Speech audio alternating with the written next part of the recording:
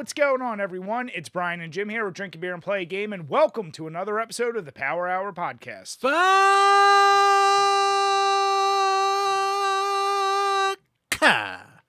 Yes, YouTube has new rules. We can say it in the first 7 seconds now and not be punished. We? Yay! Yes, we can. So, happy cursor.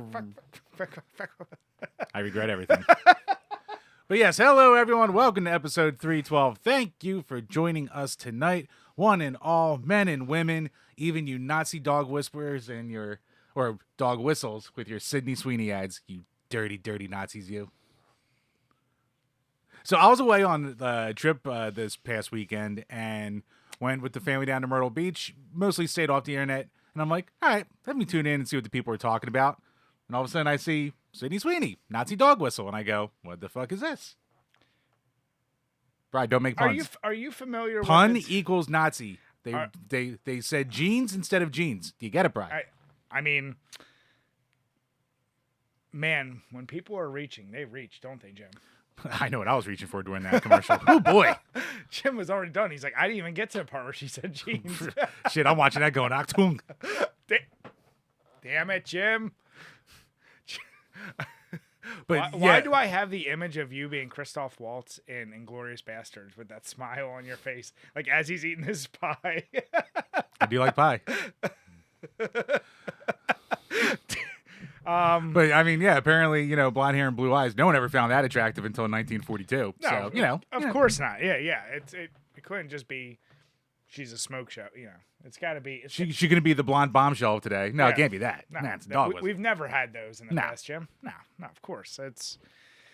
Oh man, people just want to hate on everything, don't they, Jim? Like a guy can't just go around wearing his Levi's, driving his Mitsubishis, wearing his Hugo Boss. Like you just can't do these things these days without being judged. It's ridiculous. Well, Jim, I know you didn't miss this. Shit, since the last time we talked, lost 2 legends, Ozzy and the Hulkster, which is exactly why I got my wrestling cup, which has basically everyone from the late 80s, early 90s. Yep. Man, there's a lot of dudes that aren't around anymore. I think there was a thing I saw where the only main eventers from the first 10 WrestleManias who are still alive are Ted DiBiase, Sergeant Slaughter, and Bret Hart. That's depressing. Well, let's see. On this cup, you got Hogan. Dead. Jake the Snake. Living. Macho Man. Dead. Mr. Perfect. Dead. Animal and Hawk. Dead. They're both dead? Dead. Bret Hart. Living. Warrior. Dead. Piper. Dead. DiBiase. Living. Shawn Michaels. Living. Undertaker. Living. Razor Ramon. Dead. And Ric Flair. Somehow still alive. That worries me because I just seen his thing about like he just had some cancer removed, so I was happy to see that.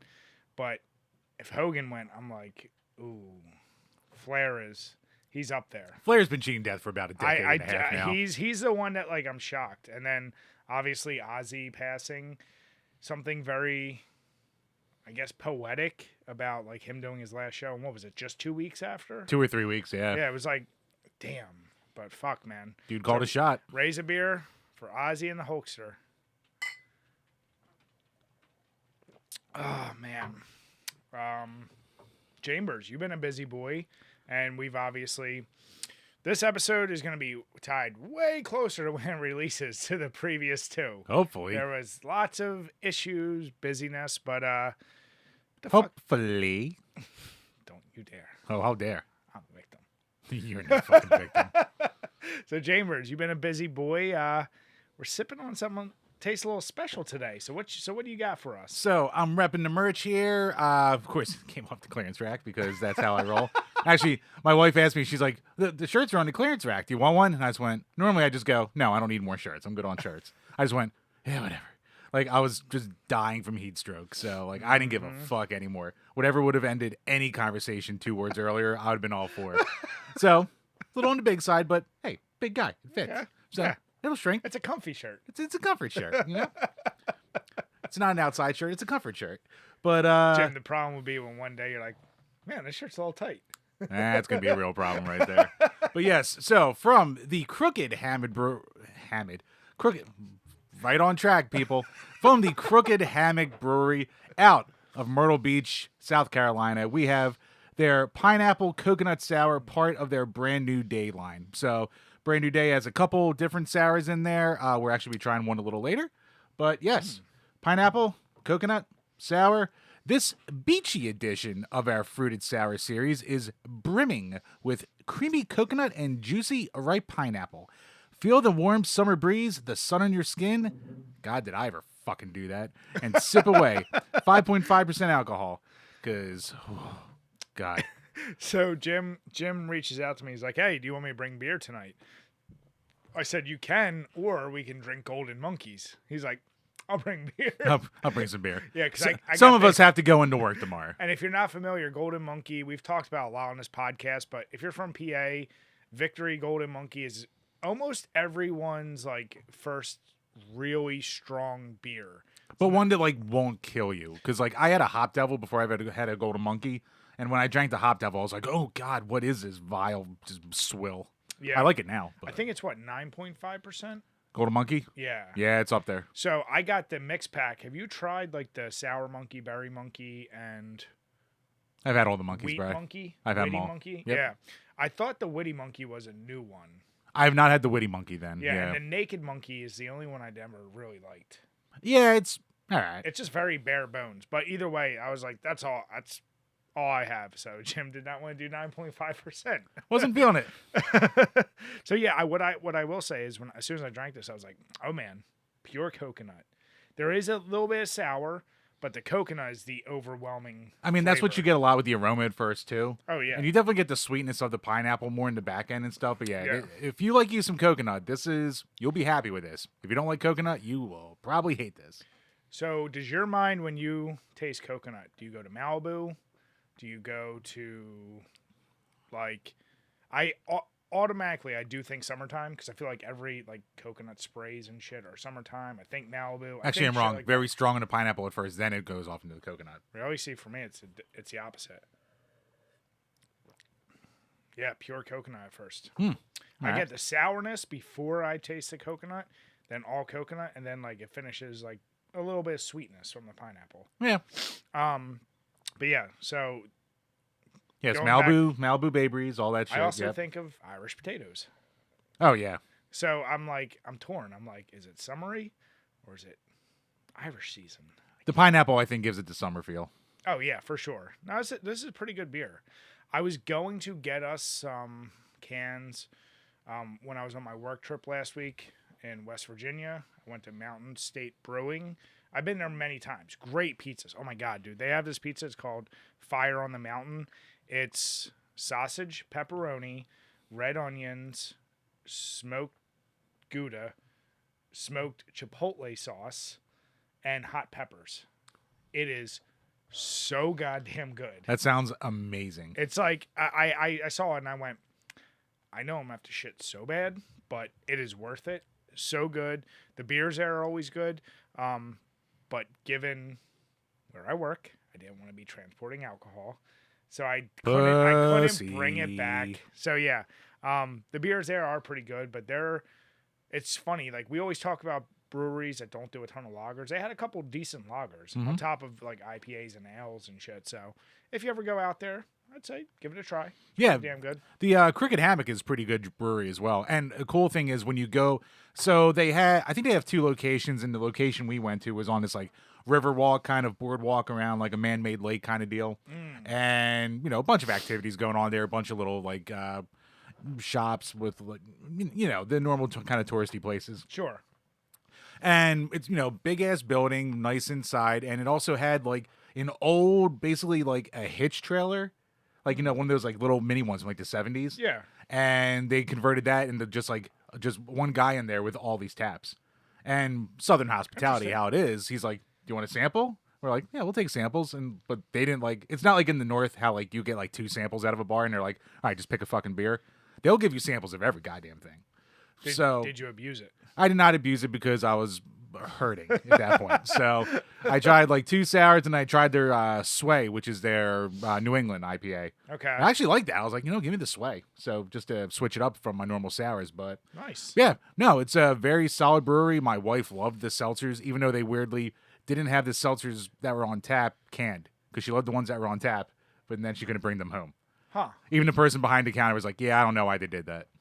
Interesting theory there. But yeah, very cool brewery if you ever get around to that area. If you drive, I learned, from Holly Springs, North Carolina to Myrtle Beach, South Carolina, there's really no direct way to do it. So it's all back roads. And man, I went through some southity south down there. Some questionable moments. So we stopped at a gas station because, it's a 3.5 hour drive just for that portion of it. Yep. And man, we have to pee. So you walk into this gas station, and of course, handwritten signs. That's all they had there. Yep. One, paying customers only for the bathroom, which, fine. And then you walk in, you look to the right, and there's power washers next to a handwritten sign saying iPhone accessories. And then a beer cooler, random snacks, a little pop-up grill in the backside there. And you go to the bathroom, and there's like 2 stalls. One of them, of course, is broken. The other one doesn't have a lid on it, so you have to pull the chain yourself to flush. And no soap. So, I would not advise eating there. That's all I have to say. Me and my buddy both looked at each other and went, yeah, we're not eating at this place. And the drawl. Oh, the southern drawl. Mm-hmm. I just thought it was a bit. It's a real thing, Brian. Damn it, Jim. Get out of your bubble. I don't want to get out of my bubble. I want to be back. I'm back in my bubble. Support Sydney Sweeney. Oh, I'm supporting, all right. Girls got good genes. Jim, neither of us won. I never double checked. Did we win our soap? Remember the soap? I never saw the soap email, Bri. Damn it. All right. Well, the real question is, you've been busy doing that. We still have had some time. What have you been playing, if anything? Had dick for time to play anything. Basically, for 2 weeks, I've played basically nothing. Except for today. Forced myself to sit down. So there was the Nintendo Partner Direct today, which, announces a bunch of third-party games and crap like that. I didn't watch the whole thing, but everyone was like, oh shit, the new Shinobi has a demo out. So I'm like, all right, demos are quick. I can do some homework for the page. So I played the Shinobi Art of Vengeance demo. One thing I got to say, the load times, even on a Switch 1, very good. Okay. Very quick, snappy. The performance, at least from the demo, ran perfectly fine. No slowdown, no nothing like that. I thought it was pretty good. I've never been a huge Shinobi fan. That's like my problem. Okay. So like, I actually kind of hate the original Revenge of Shinobi, and Shinobi 3 is good, but I just like get frustrated, and I never put enough time in to get past like the 5th level. Because it's too tough. Not too tough. It's just that elevator level annoys me. Too tough. Shut up. So, but yeah, I'm playing through this, and it's good. Like, a lot of people were iffy on the hand-drawn style. It's, reminiscent of Streets of Rage 4. So, if you like it, you like it. If you don't, it's not going to change your mind. Yeah. I like it. I think it looks good, especially in this kind of setting with the backgrounds and all. Okay. It might work even better in this context, I might say. Better, yeah, the Shinobi. I could see that. More zoomed out kind of deal, more you can take in. The control was great. I have a worry that, like, even in the demo, it threw so many, like, things you could buy, so many different moves that you can unlock, all this stuff, and I'm like, it's cool that they're throwing all this content in and, like, all this different ways to play and shit, but whenever you throw too many moves at me, I wind up using, like, none of them ever. You'll find the one you like, and then just because you need to, you'll unlock the shit, but you never use it. Right, exactly. Yeah. So it's going to be a thing where, like, the old game's very simple control scheme, but, it's the level design and all that stuff that carried the game. So it looks like the level design will be better as the game goes on. It was very simple for the first level demo. Okay. So it is what it is. But, yeah, good boss fight at the end. It was a solid little play. How was the soundtrack? Not unmemorable. Yeah. It was fine, but, just not memorable. Yeah. Okay. Well, yeah, it's not like making me want to rush out and spend the $27 on the full game. But again, I'm not a Shinobi guy, so if you are, I would say give it a shot at the very least. It takes like 40 minutes to get through the demo. So okay, nice. Yeah, I still on my Ocarina journey. I'm at the final temple now. I'm at Spirit Temple. So how is the Water Temple? I'm torn on it. As I said, I did not look up a single guide. And yes, I said water. Fuck everyone else. Yeah, that's right. It's not challenging. It's just tedious. biggest issue, and I know they fixed it on the 3DS, is the constantly going in and switching your boots. Mm-hmm. That's annoying as fuck. Trying to remember, like, oh yeah, I need to get down to this level to do this. The one thing I fucked up on, like, I got the wooded arrays all the way up. I got up there, and then I forgot where to go to get it back. So I was like, I spent 20 minutes just trying to find, like, where do I fucking need this reset? And then I found out. I was like, okay. It's probably the best of the puzzles, because some of the other puzzles I feel like are actually more bullshitty in some of the other dungeons. But it's not hard at all. Like the boss was kind of easy, that like amoeba thing. Yeah, just tedious. Yeah, that's why I said that whole thing is tedious. So it's not an enjoyable. Did you find the shadow dungeon harder? As some people were saying to you. Yeah, that was annoying for a completely different reason. Obviously, How many times did the hand take you back? Oh, that fucking hand, dude. That in any, was it? Actually, no. Right now, I'm in the Spirit Temple. I was able to kill the hand in the Shadow Temple. In the Spirit Temple, only time the hands get me are when they are on the ceiling. Okay. When they're just like walking around the floor or come from the side, I can deal with them. When they're on the ceiling, like, I don't care how many times I try to avoid until I finally like figured out the pattern, taking me back to beginning. It pisses me off so much. But yeah, so Water Temple, I think its hate is warranted, especially on the N64, but it's a well-designed dungeon. Kind of boring, just tedious, but interesting puzzle. I'm trying to think, what's after the Water Temple? Is it right to the Shadow Temple? It was Shadow, I think. Yeah, so the Shadow Temple, obviously, thematically, coolest. It had the Gibdos, the mummies. It had the... what the fuck are the things actually called? The where there's a million hands up in the air, and then it's the guy that, like, he's like real creepy face and comes forward. What the fuck is that thing actually called? I forget. Yeah. Lots of creepy stuff. The Lens of Truth, kind of annoying at some points. Like you just have to keep turning on and off. I will say I still think the platforming in that game is not great. I think some of those bullshitty platforms you have to jump on in that section where there's those the slice or they're like going back and forth. Yeah. And if you get hit and you fall off, you got to restart. Like shit like that was annoying. I like that boss probably the most, the Bongo guy. Oh yeah, I forgot about him. That was just an interesting boss. Wasn't hard, just interesting. And then let's see. The whole game really isn't hard. No, that's what I'm saying. I honestly think the hardest boss so far was from the Forest Temple, the fucking Phantom Ganon, when you have to play tennis back and forth. I've fully kind of given up now on. I'm maxed out at 500 rupees and I don't use it for anything. Yeah. So I'm at like 60 Skatellas.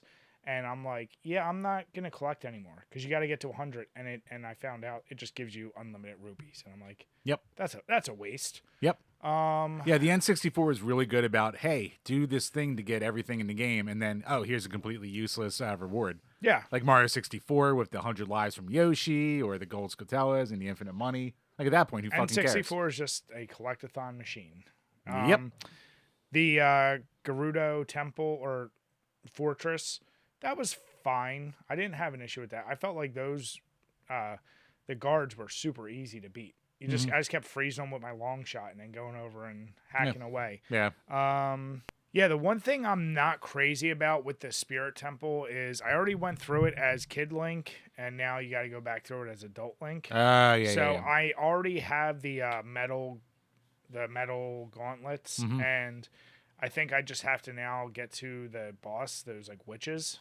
Lift the big rock. Yep. So, yeah, I think I'm pretty much really close being done the game. I think nice. After that, it's right to Ganon's castle, right? Yeah, basically. So, yeah, I'm getting through it. I've been trying to just focus on that. I did go out and finally buy Black Myth Wukong because I just realized it's only for PS5 or PC. Yes. And I was like, you know what? Whatever. I'll actually go out and buy it. So, went to GameStop, got that. Not that I'm playing that next. I think I'm going to go through Hellblade because that's probably my next shortest game on the list. Yeah. But, yeah. So, that and DBD. Sticking with that. There you go. Yeah. So, Chambers.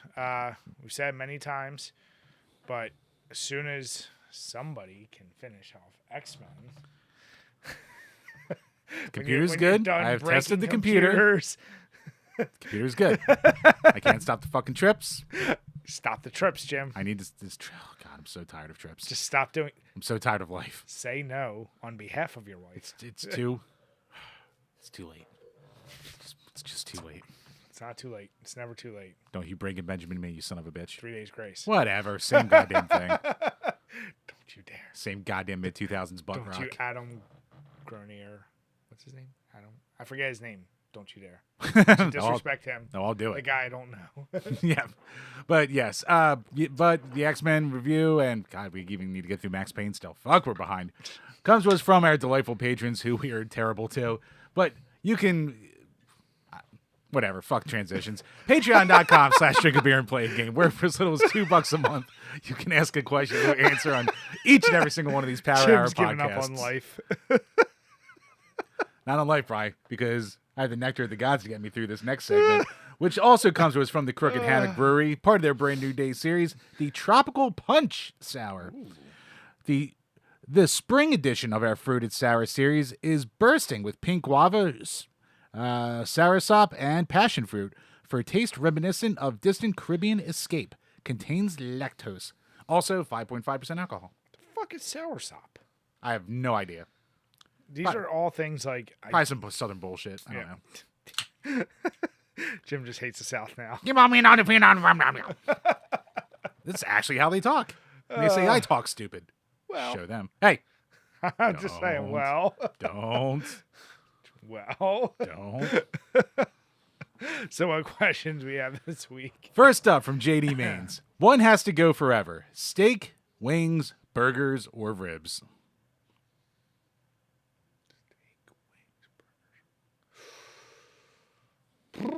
You know what? As much as it's going to pain me, I'll get rid of ribs. As someone who loves to smoke things, I do. Cock. Damn it.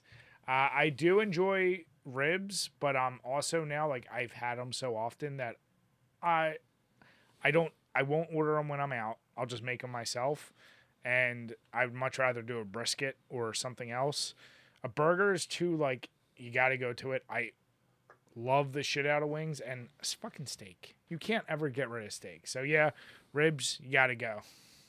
I'm so goddamn torn on this. Now, ribs was going to be the easy answer. Okay. But over this past week, my daughter found an affinity for ribs.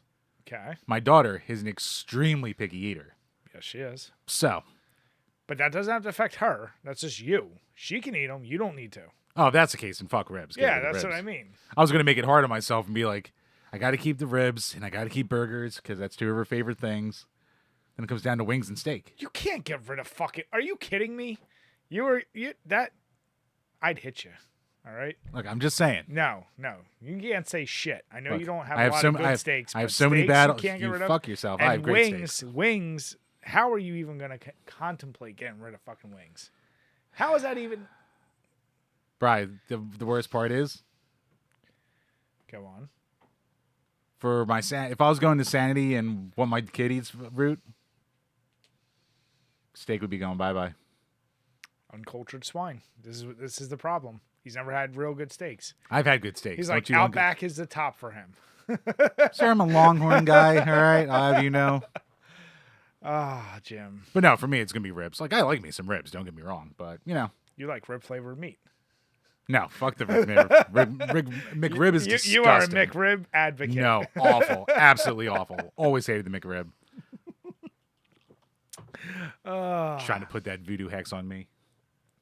Yeah, when you said the first three, I was like, oh, please let there be an easier answer because this would be heartbreaking.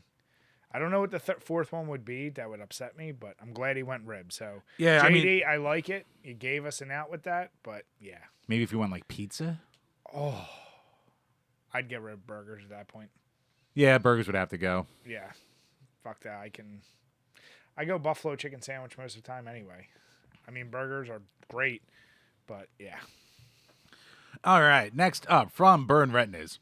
If you could select one decade of movies to watch for the rest of your life, which would you choose between the 70s, 80s, 90s, or 2000s? It's like the age-old debate, right? Like 80s always, I feel like, gets the most love. And our bias, I'm sure, of growing. I mean, we were born in the 80s, but we didn't grow up in the 80s. Right. But still, I feel like we grew up on 80s movies. 90s has questionable. There's good, but it's as good as the 80s. I'm going to eliminate the 70s. I know there's a lot of classics there. And me especially being, like, I'm also thinking very heavily in context of, like, horror.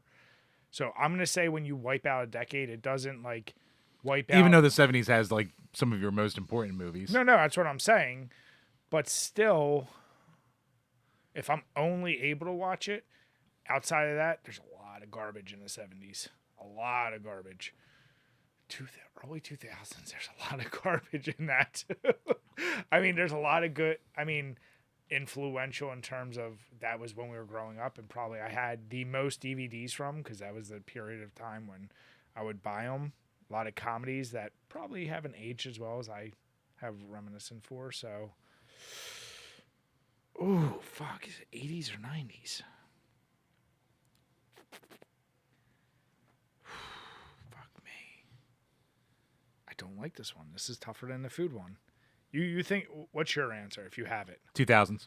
Really? Yep. Why? Because I think you have enough quality by today's standards that you're going to have, like, over, like... But it stops at 2009. Right, which is fine. Okay. But yeah, you're still going to have a shitload of good comedies, shitload of great action movies, shitload of, like, dramas if you want that, some good sci-fi in there. You kind of have a little bit of everything in there. The 90s, I think, is way... Besides their all-timers, which it does have, I think the 90s might have the most crap. Like, if you really go back and look at a lot of stuff from the 90s, you're like, damn, I like this. Like, a lot of them have, like, weird ways they shot stuff. Just a lot of... It's a very weird thing to go back to a lot of the time. And it's a thing where it's like, if you... Like, we all... Like, anyone our age, we all grew up, we love Uncle Buck. I'll use Uncle Buck as an example. When's the last time you watched Uncle Buck? About 2 years ago. What did you think when you watched it? I was fine. But not what you remembered, right? I didn't love it, but I was fine with it. And all, like, the bizarre camera shots and all that shit like that. There was definitely There's weird stuff you watch shit. and you're like, what is this? What am I watching right now? Yeah, but on the same idea, I went back to a movie like Planes, Trains, and Automobiles and went, this is great. This is better than I remember. Oh, yeah, that's a classic. So I can't think, right, and I'm sure there's a lot of very obvious ones, but like I said, in 2000, I'm trying to think, like, what are the classics from 2000s? I mean, you're going to have, like, the whole Lord of the Rings trilogy, all the Bourne movies were started Don't you then. hate the Lord of the Rings trilogy? I mean, I can't deny that they're great. No, I don't hate them. It's just, I watched them once and I went, I'm good. Okay. You have, like, Gangs in New York. Yeah. But the 90s has, to me, the best Scorsese stuff with Casino, Goodfellas. 2000s has Departed, though. What was that, 2000? Like 2006 or something. Ooh. Okay, it does have that. I do like Gangs in New York. Comedies, I'm trying to compare. I will say, I'm not the biggest fan of 80s comedies. I find them all vastly overrated. I'm trying to think of the height of, like, so Anchorman was like 05 or 04? 03 or 04. Was it? Yeah. Because I know we went and saw it a million times, so we had to be in college. We were watching on DVD in college, yeah. Team America. I'm trying to think 90s comedies. See, 90s also, they had a lot of stuff I would have liked too. But then 80s has, like... all. Yeah, I mean, like 90s, you could be like Something About Mary. Yeah. When was Super Troopers? That's a good question. Was that that like 98 or 99 maybe? Or is that 2000? I don't know. But Beer Fest was in the mid 2000s. Yeah, Something About Mary, Me, Myself, and Irene, I think might snuck in right before 2000. Maybe. I mean, it's like, it's right there, right? It's right on the cusp. 90s had Blade. 2000s has Girl Next Door. It does. I mean, but the 80s has, when you talk classics, whether you like them or not. I mean, action movies, 80s takes it. Oh, yeah. Action movies and horror movies, probably. Although 90s has Scream. Silence of the Lambs, Candyman. 2000s would have Saw. Saw, 28 Dawn of the Days Dead, Later. 28 Days and Weeks Later. Well, Weeks was in, I think, beyond 2010. No, we saw that in college. Did we? Yeah. This is tough, man. Fuck. This is really, I love this question. See, what would be interesting is if you expanded it to also video games, not just movies. That makes it real tough. Yeah. So movies, you're sticking with 2000s. I'll stick with 2000s. I think the majority of stuff that I would go back to and watch would probably be from the 2000s. Oh, my horror heart would hurt, but I do see your point about 2000s, like comedies. That in 90s, it would take the cake. Action movies. But see, action movies for 90s for me, like a lot of the Stallone, like Demolition Man, shit like that. Yeah, I mean, the early 90s was great. Yeah. Total Recall. Yep, like I think Running Man was late 80s. Braveheart had 90s. Saving Private Ryan was in the 90s. That's true. You know, I'll go 90s because I think of all the best Adam Sandler comedies were in 90s. Airheads. Kingpin. I mean, Kingpin's great. Okay, it is great. Friends do. Yeah, I'll go 90s. I was gonna go 80s, but I was leaning too heavily on just the. Although I do love classics like Back to the Future. Well, yeah. Gremlins, all those, but like I'm like, yeah, I'll go 90s. Hell of a question. I love that question. Yep. So once again, that does it for the Patreon questions for this week. Thank you to all the patrons out there.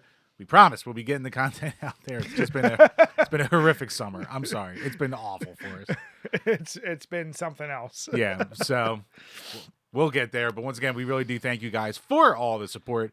And if you're listening on iTunes, Spotify, Apple, or YouTube, or Podbean, head on over to all the different places. Leave those likes, comments, subscriptions, ratings, stars, whatever the hell. Anything you can leave can and will help the page. Speaking of helping the page, head on over to Skillshare. Learn you something for once, you stupid trash. Use our code DBPG30. Get 30% off 1 year of classes. And, just learn something for goddamn once. Look at you. What are you doing over there? And also, head on over to GhettoGamer.net. Start you a gaming collection, whether it's NES or Super NES. Get some hardware, get some games, some great prices over there, and it helps out our buddy Longy Long. Yeah, no.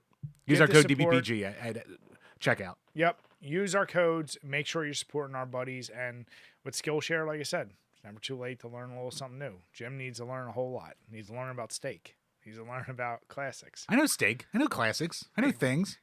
No, too much about the South now. Yeah, no shit. But Jamers. Brian, it's one thing I do learn? Go on. That apparently we talk too goddamn slow, Brian. That's our problem. Because that is this week's comment of the week. And it comes to us from our Superman Returns video. Okay. A review from ages ago. Where a Super Sumerian says, wish y'all was faster talking without stopping for a sec or two before saying another word, because lost me. It's definitely you. Because fuck you, it's me. When I edit, don't you goddamn dare. I will show, you know what? If I have to, I will show the next time we do something. What you don't see is I have to edit all the pregnant pauses you do. And even sometimes when you talk, I just squish the audio together because I'm like, there's like a 2 or 2 second gap between so many words. So I squish them together. So when you're listening, you don't know. But my timeline, there'll be like 5 edits. Yours, there's like 26. Look, Brian, genius takes work. Between the ums, between the pregnant pauses. Genius takes work. What do you want? But my comment to this is a goddamn YouTuber. This is the kids these days. Well, that's the fucking TikTok and YouTube where everything's just edited together where there's no pauses and no one sounds human. Dude, it's bullshit. It's crazy when I do watch newer content creators. The standard now is like you must input like random noises. You must input like just have flashing images at every other, like jump cuts at every half second. Like, yeah, man, long form is so dead. But it's the TikTok meme where you have like an infinite runner in the top left and Family Guy playing on the bottom, and the top right's maybe you, whatever your content is. it's fascinating. But it's funny because how many times when YouTube started, I feel like it was like long form. That's the shit. And then there was that weird period where it's like, don't do a video beyond 10 minutes. That was like the key time. And then it was like, once again, long form. And now it's short. It's just like, no one has attention spans for shit, Jim. Nothing ever worked for us anyway, so fuck if I know. But Chambers, you mentioned going to these breweries and loving it, but we've talked about this before, and apparently there's articles and a lot of breweries now considering fully banning kids. So yeah, this came from a New York Times article a couple weeks ago. They paywall everything because they're stupid fucks. So just put some goddamn ads on your site. I know, for real. You'll get more traffic that way. But yeah, so JD Means let us know. So there's articles and YouTube videos about it. And yeah, basically it just comes down to a thing we've talked about a lot before where a lot more breweries in this day and age are considering just banning kids in general. Now, according to a video that's talking about the article, a big thing is like the servers there are safety. They're worried about little kids, little shitlins running around, banging into things, getting themselves hurt, hurting other people, stuff like that. So it's a valid excuse. Now, I think that is an excuse because they're just sick of dealing with people's kids, but I can't argue that argument. Listen, we're biased by having kids, but even I can acknowledge a brewery would be more fun if you went and it wasn't with the family. You would enjoy it better without kids being there, even if they're well behaved. Because you automatically, if you walk into a brewery and it's all older folks, you're gonna be a little bit looser. Yeah. If you're a kid, you might now be like, I better not curse as much. I better not do, like, you're going to all of a sudden, like, the place you want to go to really unwind. And there's an argument to be made. There's a lot of breweries that are like double as basically restaurants at this point where you're like, okay, those places are kids. When we went to that place in Jersey, that was obviously outdoors. There was room, but I'll tell you, every time I went in there and I was carrying beers, like I had kids running in front of me and I was like, this is a fucking nightmare. It was rough. Yeah. Like I would almost wish there would be kid designated area, especially if you're like Warwick Farm. Cages. Damn it, Jim. What? You put a cardboard box in there they can play with. It's fine. They're inventive. You know what? If a brewery, I said it before. If smokers have to go in cages at casinos and sporting events, all right? Goddamn kids can too. I feel like I would not be mad at a brewery if they said no kids. Would it suck if we wanted to go take kids? Sure. But I wouldn't be like, fuck that brewery because they did that. Right. There are some ones, like think about like Neshaminy Creek, even though they have arcades and it's a little wider, that is not a kid-friendly place.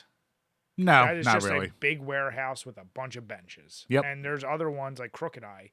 That is not kid-friendly whatsoever. No, there's nothing for kids there. So there are ones where I go, it makes sense. Now there are ones that actually are specifically made for families and they're like very kid-friendly. There's one downtown where they have a whole like amusement where yards used to be. Yeah, I forget what it's called. So I'm actually okay with it. Like I said, you don't need to always adhere to everyone. Some things you can be fine saying, yeah, this is not for kids. Sorry, parents. Yeah. Like it's breweries that I would go to less just because of my current situation, but or you leave the kid at home with your wife and you go out with your buddies. Or that. Yeah. I mean, I fucking the high-end guy at my job, like I talk craft beer with him a lot, and he always hates when people bring their kids out to breweries. I get it. It can be because even if they're well behaved, they could just be sitting there talking loud, and I can understand it. Or their iPads blaring, or something. Yeah, there could be something that, and let's be honest, there's a lot of people that don't do anything when their kids are running around being crazy. There's a lot of people who don't do anything when their kids are running around. It's the same way I feel about letting dogs in places. For everyone that has a well-behaved dog or something good, I can also understand not wanting a dog there. Yeah. I don't want to slip and piss. Phillies had to not allow the guy that tried to bring his emotional support alligator into the... So, or the lady who tried bringing her emotional support peacock on a plane. There are people that try to do shit, Jim. Speaking of Phillies, though, what about that goddamn king diddling his girlfriend in the Yankee Stadium? Man, we come to your city, we take your women, We diddled them right in front of you. Then we beat you in the game. That's What a fucking town we are. You know what? Just because he had Phillies gear on, I'm not owning that he was from Philly. I think he was a descent. I think he's a New Yorker that just happens to be like extra fuck it all. You know what? I'm going to say with that flat brim, like, he was from Delco. He's not really Philly. He's Delco. No. You know what? Actually, I'm going to say he's Jersey. He was diddling going John. I'm going to say he is a Phillies fan, but I'm going to say he's a Jersey guy. Well, that's like the fucking puking guy from 10 years ago. He was from Jersey. That's what I mean. You get blamed for that. We know a lot of South Jerseyans that are Phillies fans, and they're actually a big part. Them and Delco might as well be the same. They give Philly fans probably the worst names. They don't help. They ain't from the Northeast. They don't know us. They don't know our struggle. Bring our class. They ain't OC. We ain't eating our goddamn sandwiches off a goddamn trash can. I mean, I feel like you would. I've probably done like once. But yeah, let us know what you think. Obviously, they can ban kids. Should they? Do you have an argument? And I said we're biased for having kids. If we didn't have kids, we'd probably have a completely different feeling. Probably, but even us having kids, we're like, it's fine. It's America. Care. Yeah, but just it was America over here. What? Damn it! Right, it says American is Japanese butt plugs. Jim, why in a different life do I think you are Japanese? Because I'm so innovative. This is innovation. When I saw this picture, and it's up on the screen now, right away I just went... Butt plug. Yes, everyone went butt plug, but right away I said, this has to be Japanese. Even though at first you're like, is that a Corona? Like, the beer is very stylized to look like Corona. I don't even know what the type of beer is. But logistically... Ocean Blindness.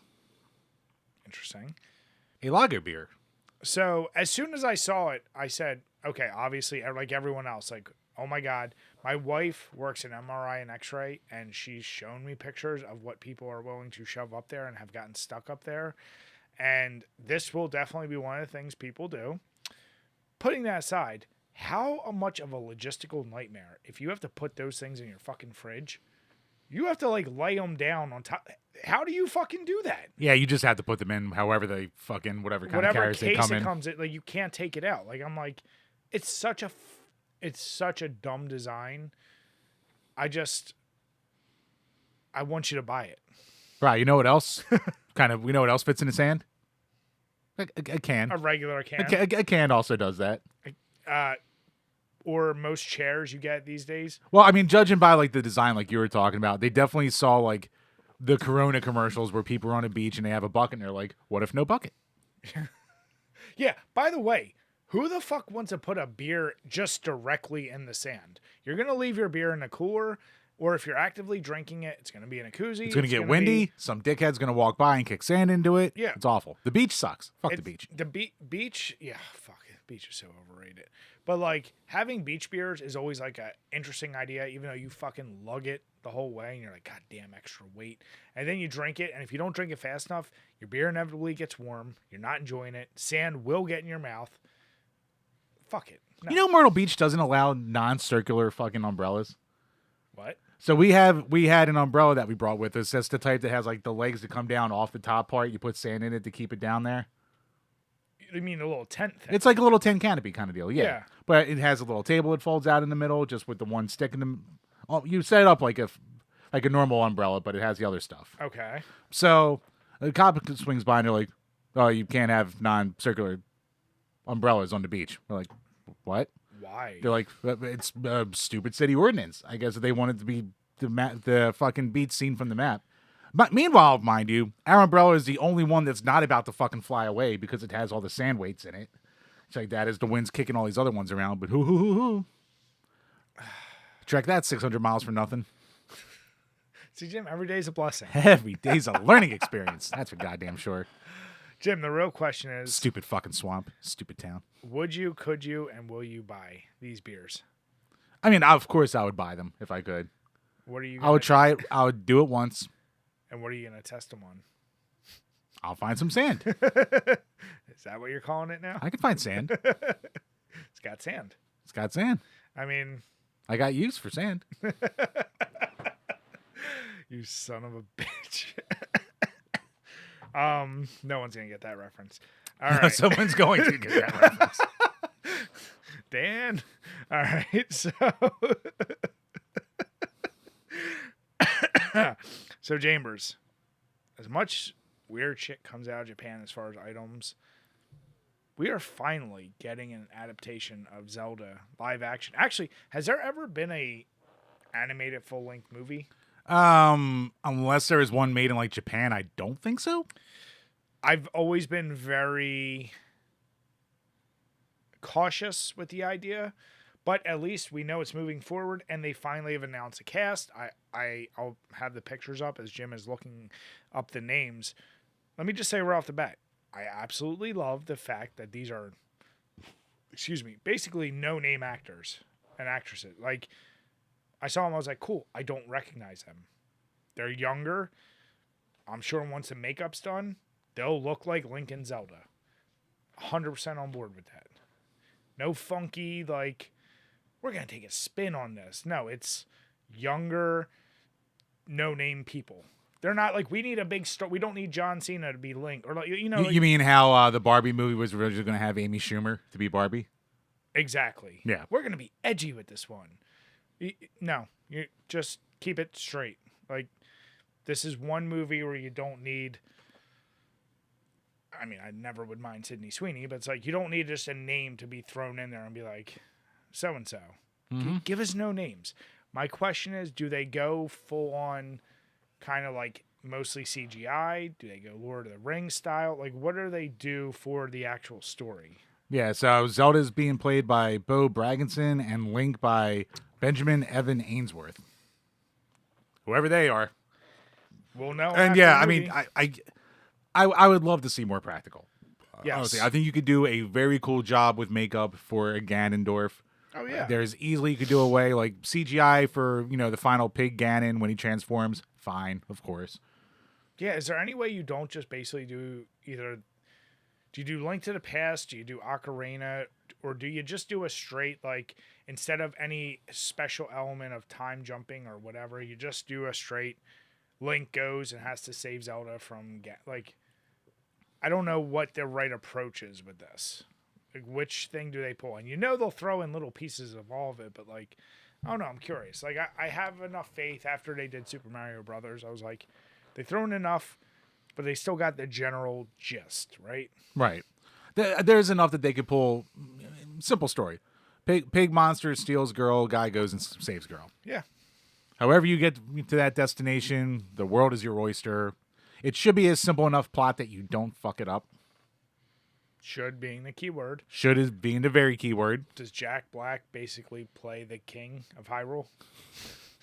Does Jack Black play Ganondorf? That would be too close. But you know what? Nothing would ever shock me. It's going to be Jason Momoa. It's always fucking Jason Momoa. Him or Pedro Pascal. It's going to be one of them. Is Seth Rogen a like? You tell me. Oh, God. Your favorite guy? Oh, my favorite guy, all right. And yeah. Actually, I just thought of that in your, if you kept your 2000s, you'd be prime Seth Rogen territory. That is in prime Seth Rogen territory. 40-year-old virgin. Got that in there. Knocked Up will be in there. Superbad will be in there. That's what I'm saying. So you'd have... Hey, look, he had some good stuff. He had some good stuff, all right? Look, he wasn't always bad. He had some good stuff. He's not a bad guy. He'll be a dancer. And I guess for one thing to wrap up with the Zelda movie, because I know before they announced the cast, everyone was talking about Hunter Schafer being the... it's a trans female actress who, in one picture that everyone shares, she very much looks like Princess Zelda. You mean, let me guess, someone angular and thin? That's basically all you need to be a... Well, Zelda's not really... With pointy ears. Is she an elf? I guess she is an elf. Yeah. Yeah. Anyone could be a fucking elf. Yeah, and basically. And it's like... I have... What do you call it? Trans people absolutely should be in movies and stuff like that. The only reason I'm going to say I'm glad it isn't her is because I was already sick of the discourse before. The controversy would overtake it. It would be the same way... It would take away from the movie the entire step of the way. It would be the same way if they decided we're gonna race swap Link or Zelda. Well, throw her in there, make her a Gerudo, or make her the chic version of Zelda if you wanted to do that. I mean, once again, depends on the story they go. But yeah. I like the way the discourse was already going. I was like, man. I want a movie to not be tainted with controversy. Like, that's why, once again, go completely no name with all of it. Right. Don't try to like get brownie points. Just straight. Just get the movie out there. Let's not have a big to do. These are no name folks. Let's not have one of them go out and talk shit on something. Like, let's keep them under wraps. Let the movie come out. See what happens. We'll see. We'll see what actually comes. Did they say when they anticipate the movie actually coming out? No idea yet. Well, we might not know when that comes out, but Chambers, I don't know how you feel. And obviously for audio reasons, I'm also probably I haven't decided if I'm showing the trailer fully. I never know what's going to get pulled anymore. But Mortal Kombat 2 trailer came out, and I'm pretty goddamn excited. I can tell we've been sitting on these subjects for a while. Karl Urban, I've never disliked him in anything. Oh, no, he's great. He's such an obvious choice for Johnny Cage, and I truly hope they fuck off that whatever the no-name dude was who was the main guy from 1. He's still in this, but he's in it, but I hope he's like basically a side character. He's got to be diminished. I mean, Karl Urban was the best part of the new Star Trek movies with his Bones adaptation. He was fucking awesome. He's amazing in The Boys. He's Karl Urban. Like, what's the dislike about that guy? I can't remember everything about the first movie. I do remember thinking... I never watched it, actually. I still got to get around to it, yeah. Because everyone said it sucked, so I was like, all right, I guess I'm not going to bother. Oh, the opening is one of the greatest fight scenes ever with Scorpion and Sub-Zero. Okay. This is like pre them getting their powers, and they're just like samurai fighting each other, basically, or ninjas. Right. The Sonya that they had, even in the first one, wasn't crazy about. I hate... At least it wasn't Ronda Rousey. I mean, I guess that is an improvement. I hate what they did with Jade. And that actress, she annoys me. She was in You and something else. I'm like, once again, why? Like, why do you have to change all these characters? Katana looks a little funky. Shao Kahn looks interesting. I don't know if they made him big enough, because you see a lot of scenes of him fighting, and he almost looks like the same size as him. I always expect him to be like hulking, you know? I thought he looked taller. Did he? Yeah, I think he's pretty big. The Baraka thing, I couldn't tell if it was a trailer. His mouth Right, movement. there's Shokan. Thank you, Jim. Or was that Goro's race? I can't fucking remember anymore. I think that might be actual Goro. I am glad they didn't spoil. You know they're gonna have to do the nut punch in there, and they didn't show it. Like, I'm glad They did not show the saved nut that. punch. Yep, they're saving it. They didn't show him. I'm sure at some point he will get a power. Like, he even mentions, like, I don't even have a power. Yeah, he's gonna do the shadow kick and the energy throw and shit. He's got to do them all. Yeah, I'm definitely excited. And like, there has to be one time he accidentally uppercuts a guy's head off, and he's just like, ah!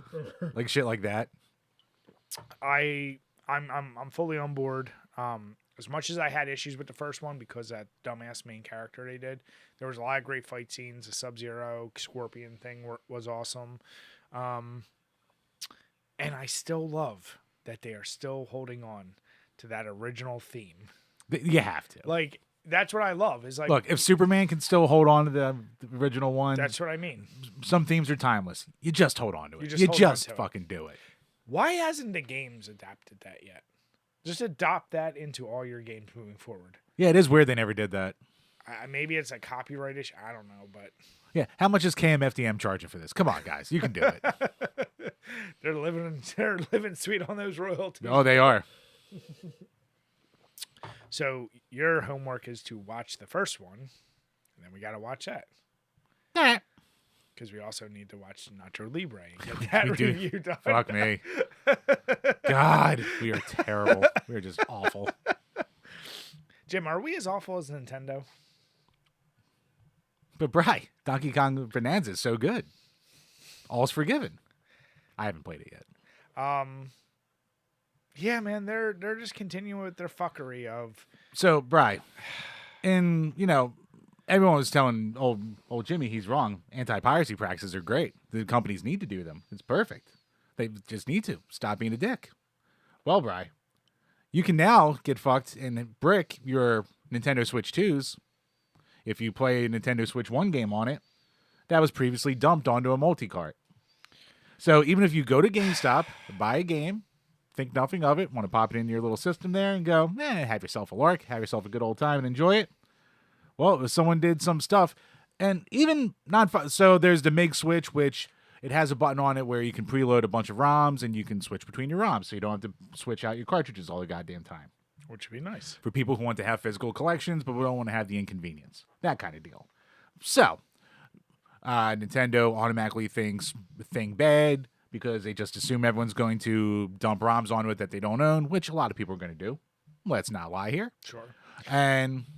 But they didn't make much money on the Switch, right? No, they don't make much money at all. So they been need hurting. to worry about that. The Switch was worse than the Wii U. I don't know what you're talking about. Yeah, so I mean, I get it. They barely are surviving as a company. Right. Yeah. So yeah, any third-party peripheral to make life slightly easier, you just have to kill, obviously. Sure. Yeah. So, but yeah, it was a whole thing a while ago where people would be like, "Oh yeah, I bought a used game and now my Switch 2 and my account is bricked. This is great." Now you can reach out to Nintendo, and they were pretty good about responding and getting back to the guy and, helping him out, get his account back and everything like that. A big old misunderstanding, a big old brouhaha. But I mean, the fact do we have to go through these fucking hoops? Like, just let people play their goddamn used games. The Switch is already the fastest selling console in history, the Switch 2. I mean, it might have slowed down by now, but within the first month of release, it sold more than any other console in its first month. That's my point, right? Like, once again, give a realistic best case. Say they didn't have this enacted. What are the percent of people that actually even use multi-carts or smart enough? The numbers that you sell of Switches are going to be just such super casual gamers that the ones that would go through that effort, 2%. And I would say 5% at the absolute best. 5%. At the absolute best. Yeah. And it probably isn't even that much.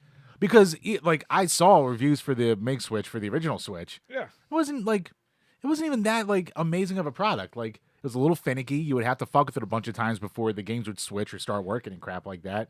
Meaning it's like you'd have to really want it, know what you're doing. And chances are it's not just because you're pirating shit. It's because, like you said, maybe you have a collection that's just you don't feel like every 5 seconds going and picking. Yeah, you're me. Yeah. It's literally made for a guy like me. And even I didn't buy it because I saw it and I was like, it looks like a hassle. Yeah. So even though it's perfect for a stupid collector who wastes money on shit like I do, and even I went, yeah. So yeah, maybe your 2% number is probably spot on, if that. What I feel like could and should solve all this with Nintendo, kills two birds with one stone. Allow things like multi-carts.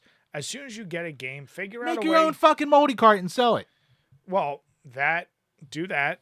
But also, when you buy a game, do something where like... And your first-party multi-cart only works with official ROMs that are put on there. However they want to DRM it and shit like that, that's fine, but it's still tied to your account and crap like that. All games at this point, you should just... As soon as you buy a game, you have proof that you bought the game, whatever account, whether it's Xbox, Nintendo, Sony, you should be able to digitally get that game and do whatever you want. And then if you're running a ROM, if that ROM is not associated with your name and that you didn't register or whatever, then it doesn't work. That's like the simplest way to fucking do that. Yeah, I mean, fucking really, I guess it would defeat the purpose of ever using the physical part of it, but like, I guess because DVDs and Blu-rays need to because it's a dying medium, but you buy a fucking Blu-ray, it comes with a DVD version on it and a 4K ultra digital download version of all of them. That's right, yeah. Like, why can't, like, everything's just basically a CD key anyway for the most part. Why can't you just fucking do that? Just give them digital automatically needs to come with your physical, period. But no, they all want to double dip because, once again, as we always said, there's no reason digital games should cost as much as physical. So, fucking, you can buy it digital only for $10 less or buy it physical and you get your code with it too. Yeah. That's where Blu-rays, like I said, it is so nice now when I do buy a Blu-ray. They give you a Blu-ray, a DVD, and the digital code. Yeah. They're like, use it however you want. I'm still happy you're buying this shit. Yeah. Fucking annoying. But of course, gaming doesn't need that, so they're going to nickel and dime you however they can. And people just buy it up. As we buy it back. Right. The gamers had their big victory.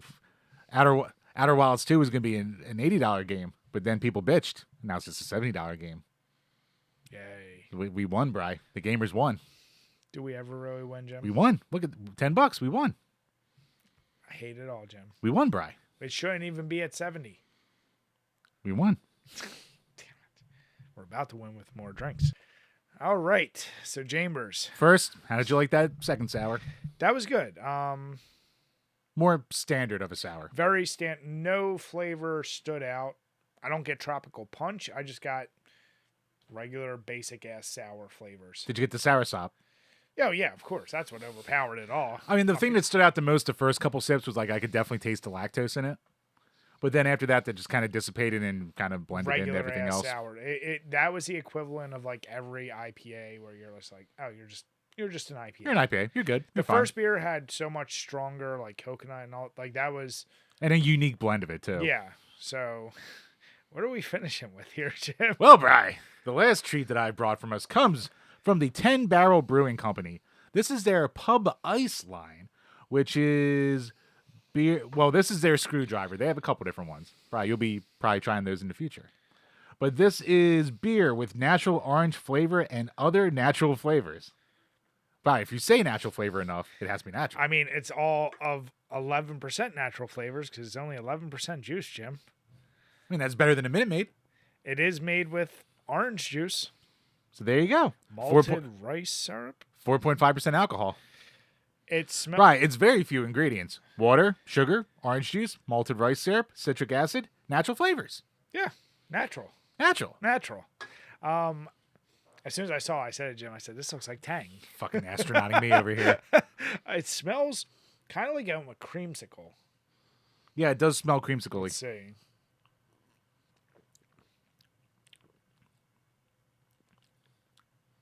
Shockingly flat. It is very flat. It tastes like a flat orange soda. Yeah. It's not bad. It's like a flat orange crush. I like orange soda. Who loves orange soda?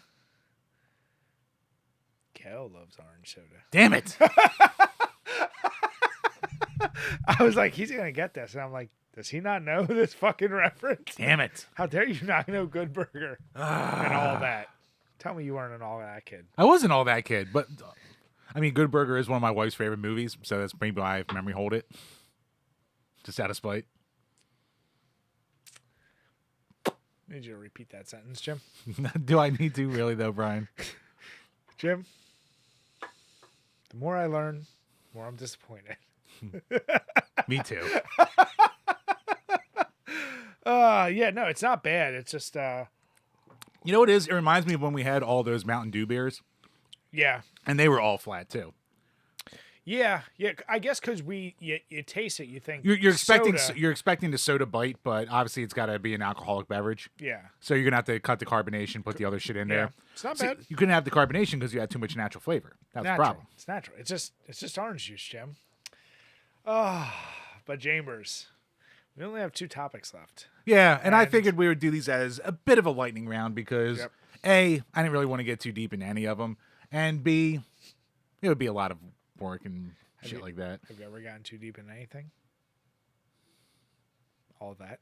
You know, I saw the smile on your face before you even said it. Earlier when I was laughing when you were reading the stuff for Skillshare, you started kind of with like, I think you were like mocking the Southern thing again. And I realized you would basically be that if you grew up in the South, the version of your blubness and how you fumble words, you'd be the guy from the Waterboy that, that would be you. Or Mr. Sin Cipher from Django. Mm-hmm.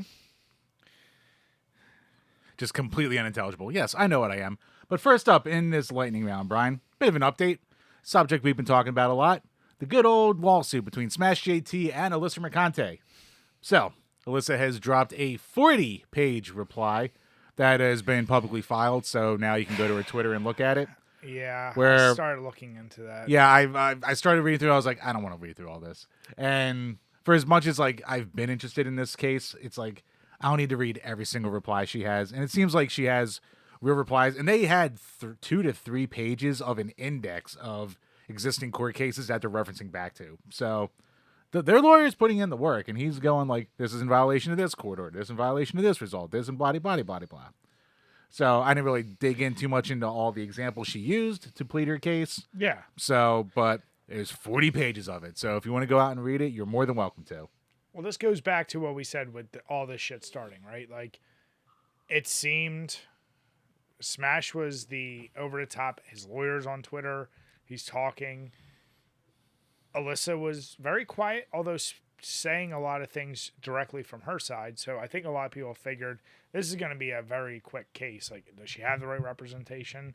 This probably proves. What sparked this for me is before you made this a topic, I saw him write something like, she's trying to mess up my family with Bankrupt. this Oh, he's been crying about that since the beginning. But then I'm like, okay, like, I remember us talking about before, like, he crowdfunded just the court case in general. And I remember that was a big thing because it's like he bragged about how much money he had. Right. And initially it was $25K, but now he's asking for $200K. Yep. Which basically saying all the court cases are going, the prices are going crazy. She's trying to ruin my family and my life, all this kind of stuff. And he's got right, this might come as a shock to you. Smash has a lot of haters out there. Does he? Odd, I know. Okay. I would not have seen that coming, but he's so calm and gentle. But one likes to clip his live streams and put clips up. And one I saw was basically someone asking how much of his own money he's put into this so far. Right. How much of his own money do you think he spent so far? Now, before I go into that, obviously it was a very short clip. It was like a 10, 20-second clip. Could have been taken out of context and crap like that, but I'm going to try to see the easy comedic answer would be 0. But I'm going to say he should have at least probably put out at least 10K. According to the clip I saw, he out of his mouth, he said he hasn't spent his own money yet. So he's been supported enough. If that's the case. By crowdfunding. Okay. Yeah. He's so far been completely supported by crowdfunding, and it looks like he wants to keep it that way. Listen, regardless of how I feel about the whole situation, if you can get away with being crowdfunded, if he has enough supporters,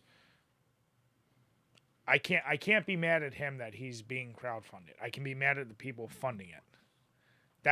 It's kind of like when people bitch about Nintendo and then still spend all their money on it. Well, I can be mad at him too because he literally brought this lawsuit on himself and called for it. I know, but what I'm saying is, I don't have if you can get why would you expect him to pay for it if people are willing to give him money for it? No, I mean, obviously. And I saw in the tweet that we have linked to all this, of all people, he said something about he was saying about Billy Mitchell, and Billy Mitchell was like, hey, do you have a full rundown of the complaint?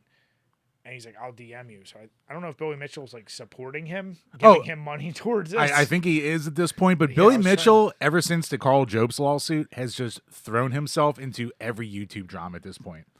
He talks about everybody. He keeps talking about everyone involved in the H3 lawsuit. Talks about Hassan Piker all the time. That Bonnie Blue porn star who does thousands of guys at a time. He keeps bringing her up to try to get her attention. Since his win against Carl, he's trying to just be almost in that YouTube commentary sphere now. We are living in very weird times. I once again, I don't, my feelings on him in this whole situation. I don't like any of this stuff. I don't like either side of this whole case. But is it them that's a problem, or the people that support it, view it, and enjoy it, and engage in it? What's the bigger problem? People I'm sure on both sides of this lawsuit are funneling money to fund their side of the culture war and shit like that. So I'm sure, neither. None of us know what Alyssa's expenses have been so far, or where her money's come from. Yeah. So, whatever. Smash is saying he's being transparent about it. But sure. Here's the deal. How did he... What I'm confused about, and I know he said in the thing, I'm going to be completely transparent about every dollar I spent. But yeah, how do you go from 25 to 200? Because they probably expected the 25 would be enough for them to try and get it thrown out before it ever went anywhere. Oh, so this is expecting full trial, I guess? Yeah, they got their notion. Pretty sure they got their notion turned down for the thing to be thrown out. But hasn't his other thing been he wants it to go to trial, to prove it? That's a piece of hypocrisy, because there was a time where he made tons of tweets saying we want this to go to trial, in Ron Coleman's court thing he put in there. I obviously law. was saying, we're asking for a court trial by jury, shit like that. And now all of a sudden then they kept saying, oh, we don't want this to go. So do they think it's just going to be too expensive to go through that whole thing? Or do they think their chances aren't as good as they once thought? I don't know. I don't see the goalpost staying at 200. If they're moving it already. Oh, they'll just go again. I think last I saw it's up to like 70 right now that's been funded. I want to know what she's paying. Like now I'm like very curious. Like what kind of money is she putting out? I don't know. Yeah, I mean, it is interesting. I thought this was all kind of going to be thrown out, but yeah, I guess it's like kind of interesting. It's going to continue, but at the same time, I'm like, all right, it's just going to turn into a full shit show. Oh yeah. I mean, I'm all for that. I'm just a bystander here. I don't really give a fuck what happens with this. What that like Vegas betting odd thing that like does betting odds on everything if they have one on this. Ooh, if there isn't, we should make one. I feel like before it would have been like all like Smash will probably win, and now it's probably like wait a second, I don't know. Yeah. But yeah, to your point, like I mean, if I could crowdfund all my shit talking on the internet, I would probably do it too. So I can't fully fault the guy there. I'll fault the people giving him money. Like what the fuck, but. Who do you want to win? Not who do you think is going to win. Not that you want either. I'm just asking Chamber Wambers, who do you want to win? And I know we talked about this before because I think the only thing I worry about is the potential precedent it sets if Alyssa wins. The only reason I want Alyssa to win is because Smash went, where's the lawsuit? Bring on the lawsuit. And then once it came, he went, I can't believe it's happening. No, like that's once you bring the fuck around, once you get the fuck around, find out coming to you, it's like yeah, because it's like it's not like you were just dropped this. You weren't just a victim. This didn't just happen out of nowhere. You could have worked some kind of deal out with the cease and desist. Obviously, we talked about it. We thought her cease and desist was, it was over the top with what she was asking for. Yeah, but. Again, that's why you have lawyers. You can make deals. Shit like that. But yeah, does her winning now set a precedent that, like, God forbid you just say anything semi-negative? Yeah, you can be sued it's or... right to litigation. Yeah. And that's even a thing that's going on. Yeah. Exactly. That's a terrible precedent. Clearly, there must have been precedent set. Like, even though there's been some cases where that's been thrown out, there must be enough where that's why this is being taken on, because they're somehow... Yeah. I don't know. Yeah. Damn. Dumb shit. Yeah, she's claiming lying and implying and all that other stuff, so it's murky waters. But yeah, like I'm so torn because I don't want the bad precedent but I also don't want, people to talk all this shit and just get away with it too.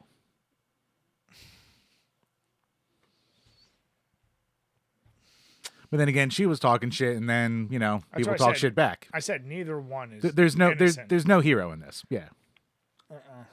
No, this is a gray versus gray. Right. Who do you want to win? I mean, your points are kind of the same as mine. You know me. You know me. I'm. If you talk shit, you deserve. Like if you call someone out and then they come meet you, kind of want to get your ass whooped, right? Right. I don't want that precedent set, though. So,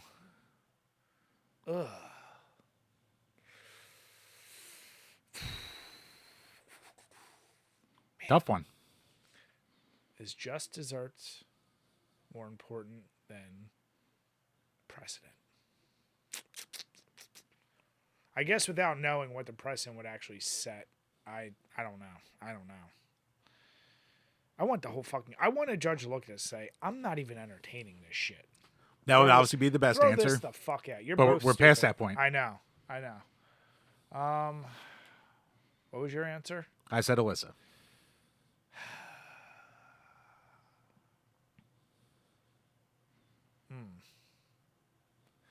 I kind of want to see Just Desserts.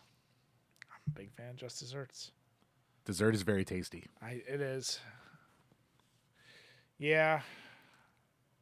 Just to shut him up. But at the same time, oof.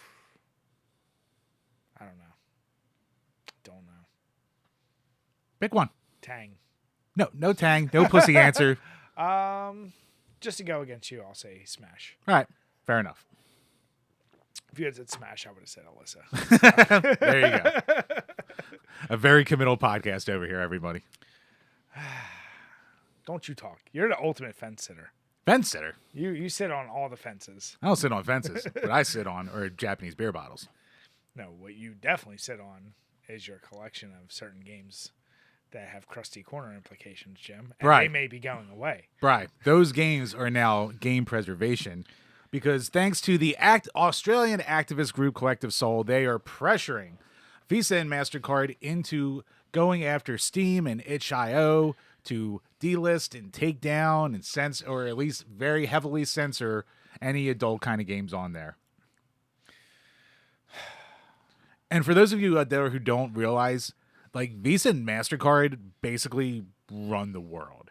Like almost every kind of bank, almost every kind of credit institution out there runs through them.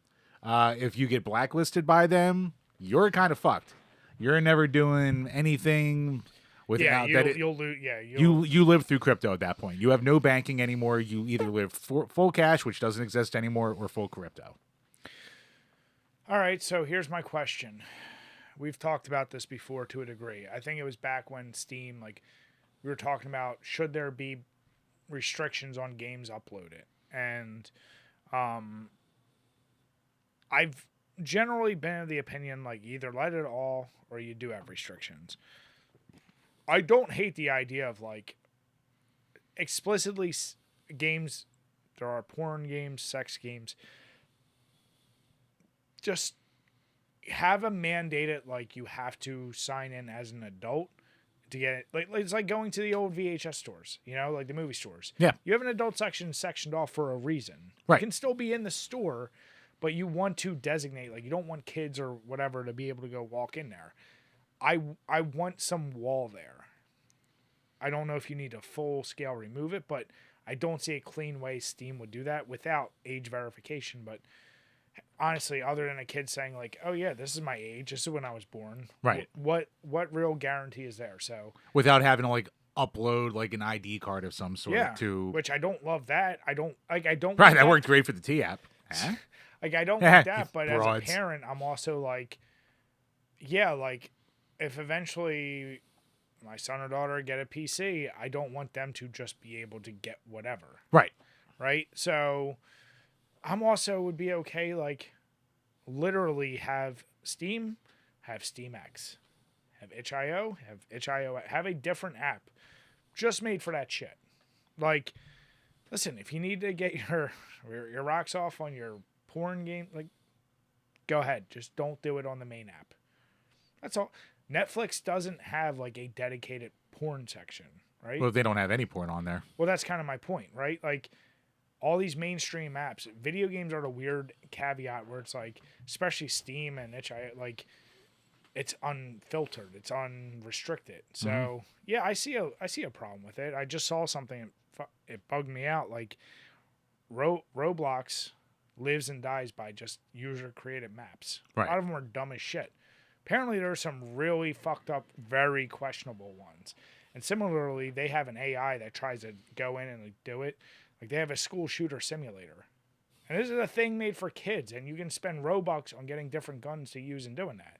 I'm not cool with that. So yeah. I'm like, yeah, I want some better filters, if you will.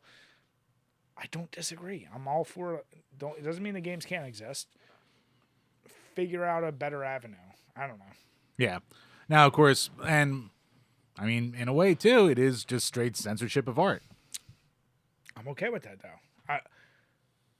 This form of media and art, the same way I don't love rating systems, I'm okay the fact that we all recognize, should we let our young kids watch rated R movies? We all kind of agree, no. Right.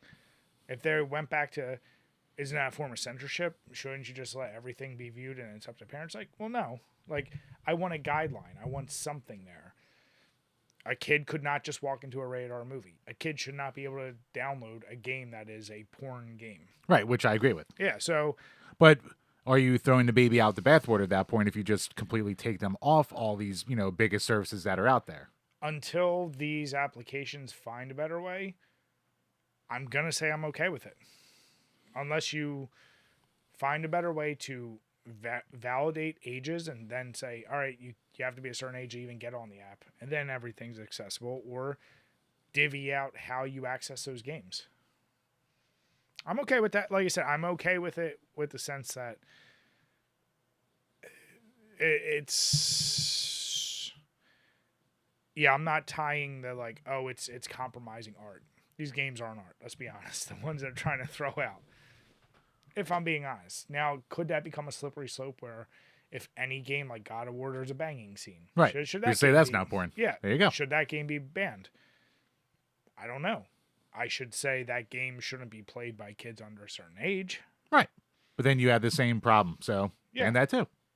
Or end up putting that in the section like other ones. Even though 90% of the game is, 98% of the game is fine. All right. Change it up.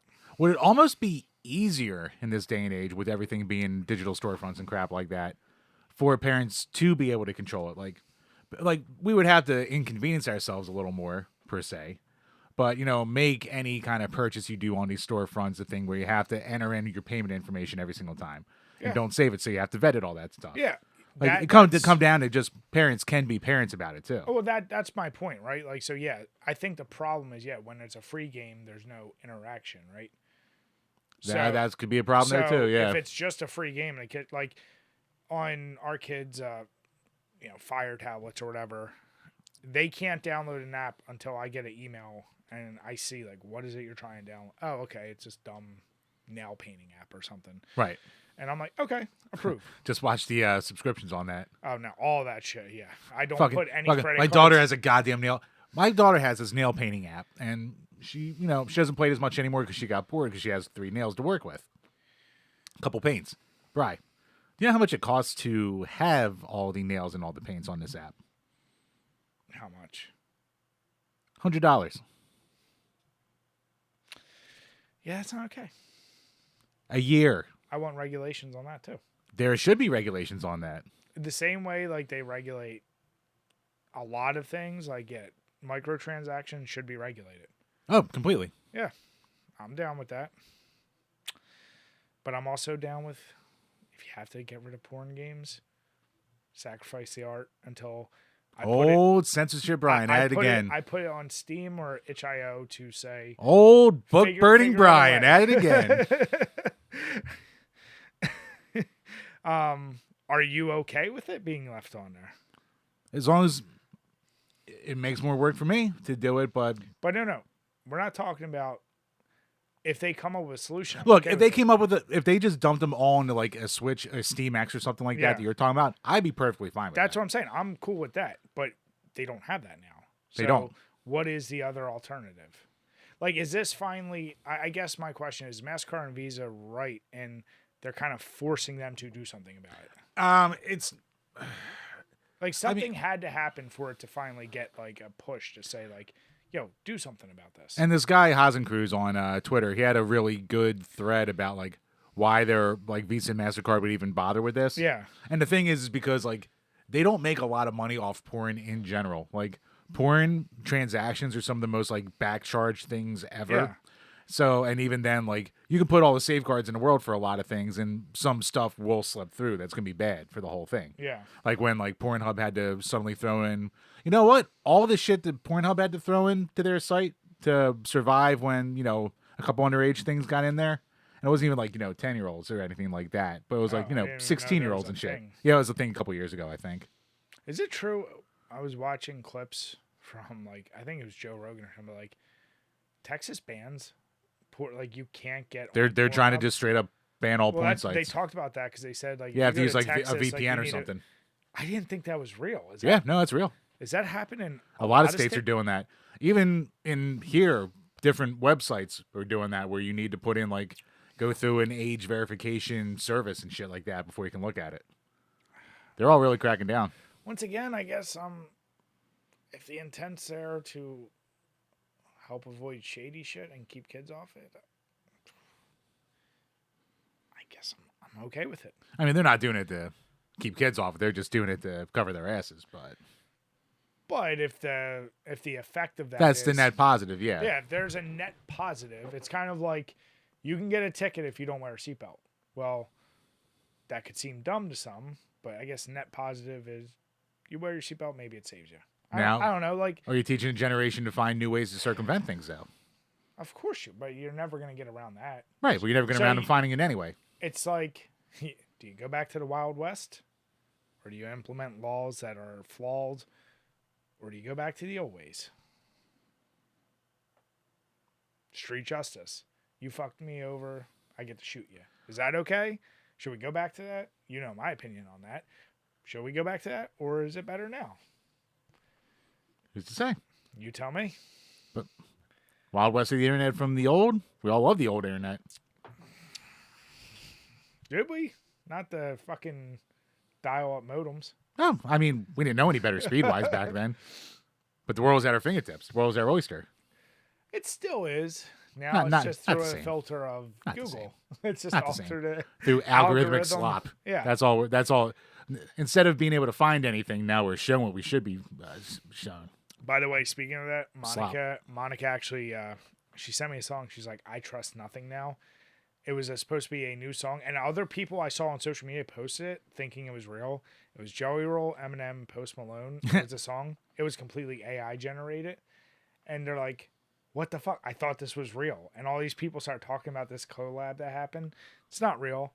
She's like, if they can do it that good, like, what the fuck? I'm like, yeah, do you realize, like, everything Future is going to be completely questionable? Well, right. There's people out there now who are claiming that 430 out of 500 of the top streamers on Twitch are just AI. Or just view botting. What does that mean? Where you just buy bots to give you views and shit like that. Because once you get your views originally through bots, then it like eventually pushes you into the algorithm. Oh yeah. Well, that is the perfect example of. I don't blame the people view botting. I blame the way the algorithm, and I don't know a better way to push certain subscribers. But yeah, like if you just want to get to that level and then get the push, and then once you're in an algorithm, you don't need to do it anymore. It's kind of like, yeah, you set the rules.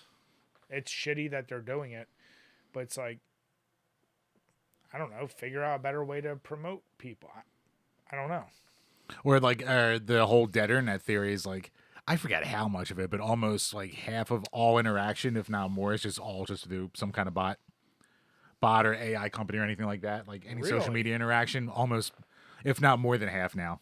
Like anything, any random account you see, it's most likely probably just a fake bot. Engagement farming. Damn.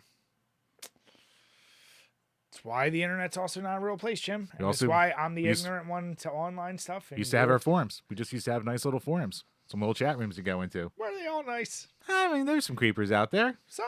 There's a lot of creepers out there. I feel like the internet in and of itself was probably built by creepy people, Jim, that could not handle face-to-face interaction. So they did it through that medium. Well, now that's life for everyone, Brian. That's why I don't like it. Why do you think I'm not on there? Networking. Don't you network. Jim. Nope. Jim. Nope. Jim. Nope. Badoof. We wouldn't have these networks if I was there first, motherfucker. You wouldn't know any of these goddamn people. So, all right, you're on board with keep all the porn. Keep all the porn, make parents parent in the meantime, and then try to do what you can. I'm on board with force these companies to figure out a way to segregate the services. I mean, I'm fine with the segregating. That's fine. Yeah. Oh, we know you are. Walked into that one. Walked right into that one.